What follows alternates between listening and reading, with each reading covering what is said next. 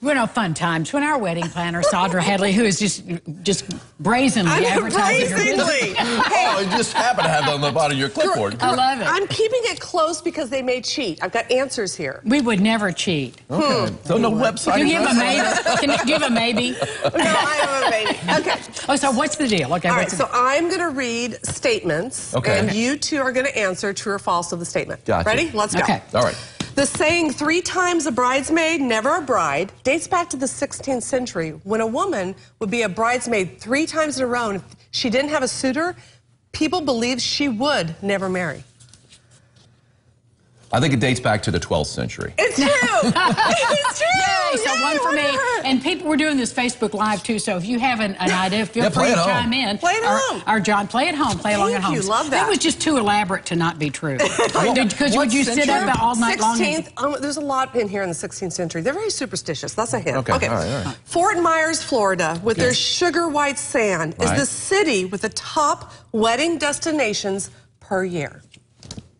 Oh! Boom! It's false. Yes. Oh, so I was right. Well, you're right, Oh, I'm right. I'm really loud. Yeah, because I'm thinking it's like Destin or someplace like that. Where is it? Who do you think it is? Who gets the most? In the United States? Yes. Oh, in the United States. I thought you meant Florida. I think it's Hawaii. Hawaii's number 2.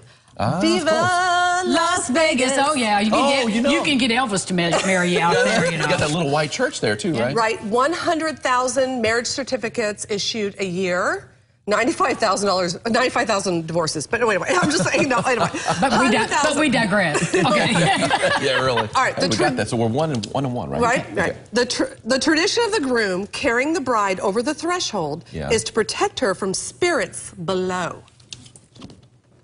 It is true. No. Oh, you got it. Okay. I think you guys are tired. That sounds like a bunch of baloney to me. I know. I don't make these things up. I just look them up. I believe in superstition. Did you have the period of time? What era did that come? Probably 16th century. I don't know. Well, okay. Or just say it with confidence. Right. It was the 16th century. Okay. Did they have a threshold back in the 16th century? I don't know.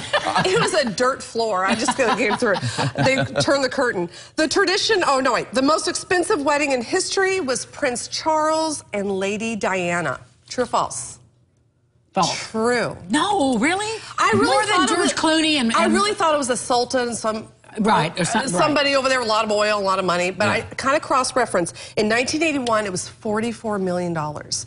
That sounds about as much as mine costs. So there you go. Not $44.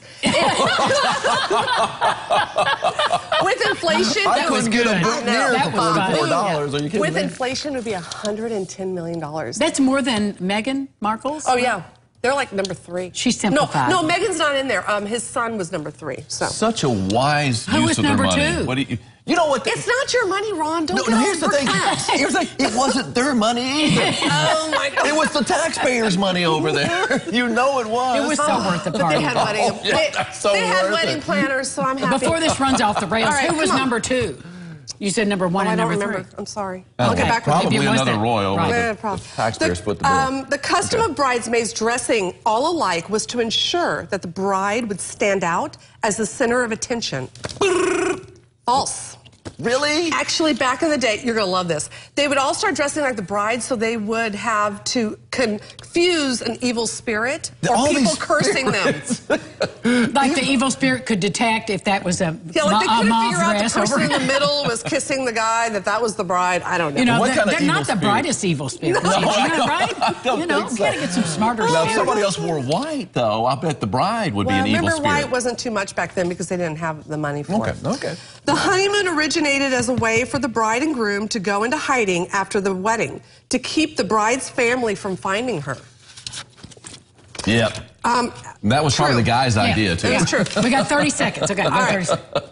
The term "the best man" dates back to when a man would take over the groom's spot, marry the bride, in case the groom didn't show up at the wedding.